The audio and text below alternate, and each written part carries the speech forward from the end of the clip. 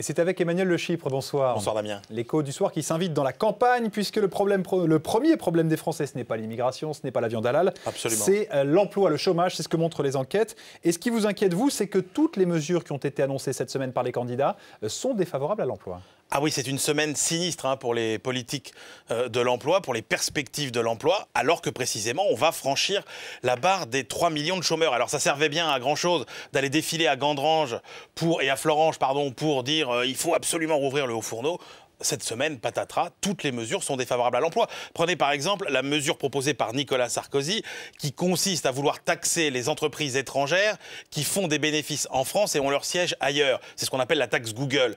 Tout ça, c'est très bien parce qu'effectivement, Apple, Google, tout ça fait des profits importants en France. Et le siège, il est en Suisse, il est au Luxembourg, il est en Irlande. Alors oui, il y a des taxes qui nous échappent. Mais en revanche, ces boîtes, elles font des créations d'emplois qui sont bien matérielles. 450 000 emplois espérés dans les 5 années hiver créées par ces sociétés. Donc là, on voit bien que c'est très pénalisant. Autre exemple, encore Nicolas Sarkozy, le HT européen sur le modèle du Buy American Act, eh bien, on sait très bien aux États-Unis que ça a coûté plus d'emplois que ça en a rapporté. Je vous cite un chiffre, ça concernait 10 000 emplois sur 140 millions d'actifs aux États-Unis et les mesures de rétorsion vis-à-vis des États-Unis en ont coûté davantage.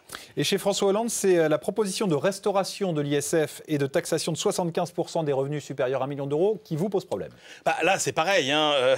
Comment on fait? On décourage quiconque de faire fortune. Or, un entrepreneur, il a parmi ses motivations souvent de faire fortune. Qui accepterait, par exemple, d'acheter des billets de loto avec une espérance de gain qui serait de quelques centaines d'euros au lieu des quelques dizaines de millions parfois qu'on a aujourd'hui? Donc ça, c'est un vrai problème. Et puis, l'ISF qu'on veut rétablir, les économistes ont montré que ça provoquait une fuite des capitaux qui, s'ils étaient restés en France, auraient créé des emplois, auraient créé de la richesse et auraient au total des rentrées fiscales. Et donc, pour 3 à 4 milliards de rentrées de l'ISF, on perd 7 milliards de recettes fiscales. Là encore, c'est une mesure qui n'est pas très favorable à l'emploi, alors qu'on a déjà 60 000 exilés fiscaux à Bruxelles, rappelons-le. Donc, arrêtons avec ces mesures de rétorsion sur la fiscalité.